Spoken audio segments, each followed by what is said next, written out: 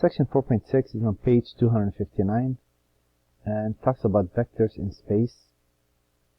So what we do, we take our traditional x and y and we add another axis to it. It's supposed to be the z. In physics, they kept them as they are. They kept this as x, this as y, and they added z right there.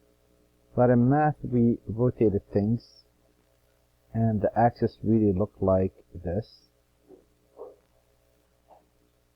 And what we did, we really called this x coming out of the board, this y, and this z. So it made things a bit more confusing, just a bit. And this is the positive x, this is the negative x, this is the positive z, this is the negative, y, and this is the positive z, and this is the negative z. So to plot a point, I made a couple of points for us. This is the x, this is the y, this is the z. The way it works, just like you would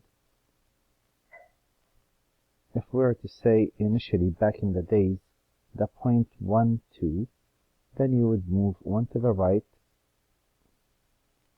2 up, and that will be the location. Well, here it's the same idea. If I move 1 on the x, remember this is the x, so I am along this path. 2 on the y, and again this is the y. And 3 on the z, and the z runs vertical up to down, and it's going to go up 1, 2, 3, and you are right there. Just like we can create a rectangle, here we could create a rectangular prism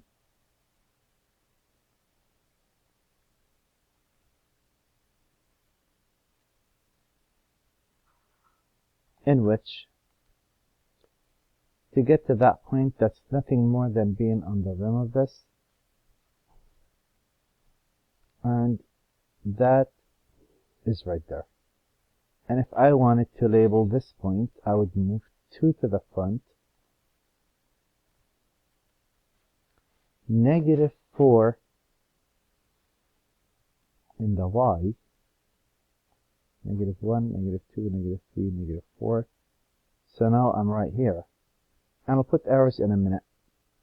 And z equal 1, I would go up just 1 unit. And I'm right there. Again.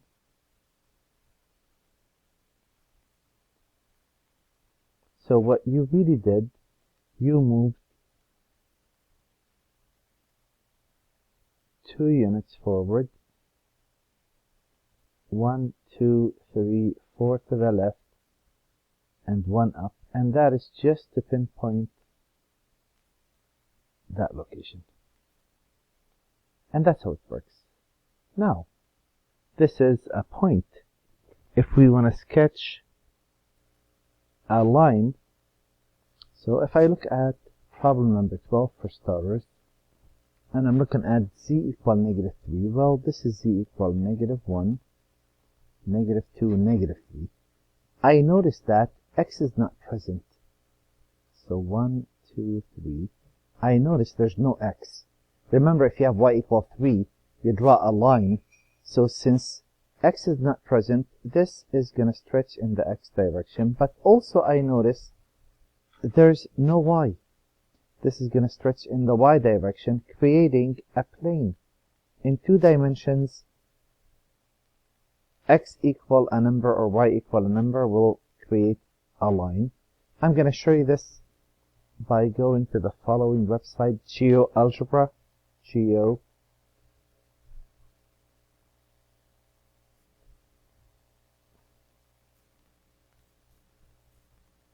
And if you go for 3D graphing, and if I just go in there and I type in that right there, z equal -3, you could see it better.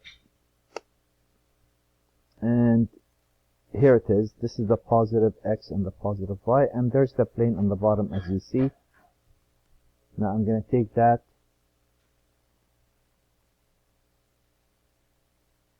I'm going to put it in the notes.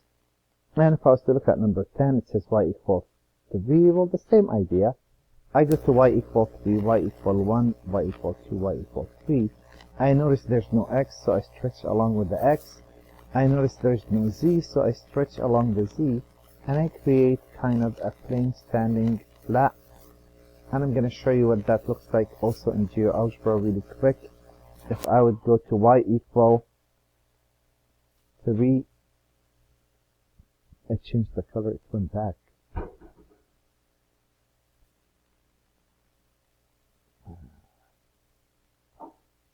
Okay, I think this looks better. So, again, if I rotate,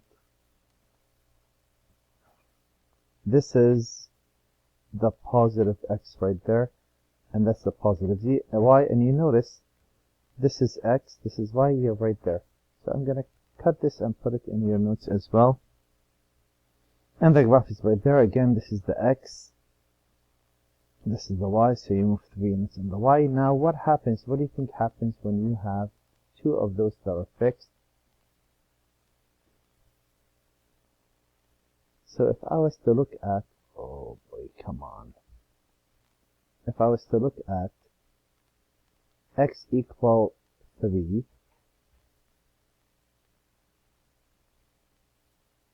right? This is gonna run up and down. X equal 3. And z equal 1. That's gonna run flat. And we know that those are gonna intersect right there. Kind of like two papers flying. My graph is slightly off. I'm gonna show you a better one in GeoAlgebra in a minute. And if I'm looking at this, it turns out z equal 1 is actually right there. And x equal 3 is right there. And where those two cross,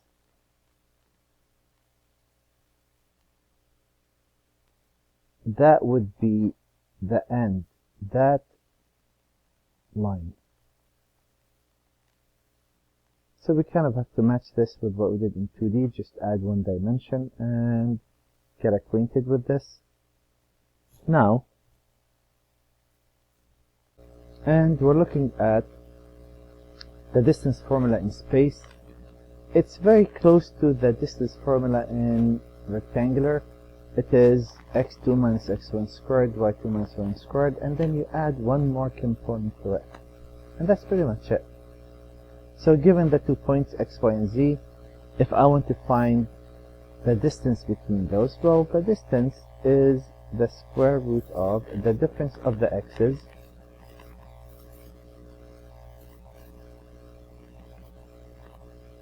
(4 minus a negative 2 squared) plus 0 minus 2 plus a negative 3 minus 3 squared.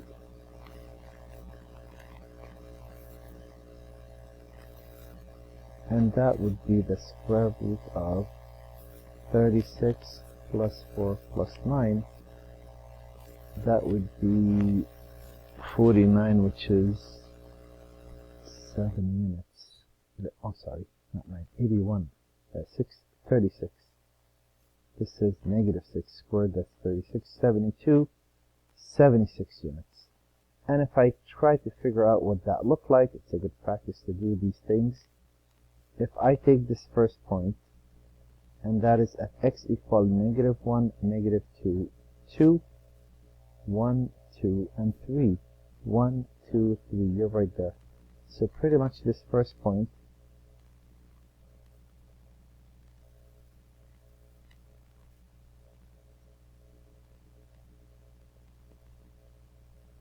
here you are. And the second point is actually moving 4 in the x. You don't move left or right, but you move down 3 units. So if I look at this distance, that length right there is actually square root of 76 units. Now, a vector in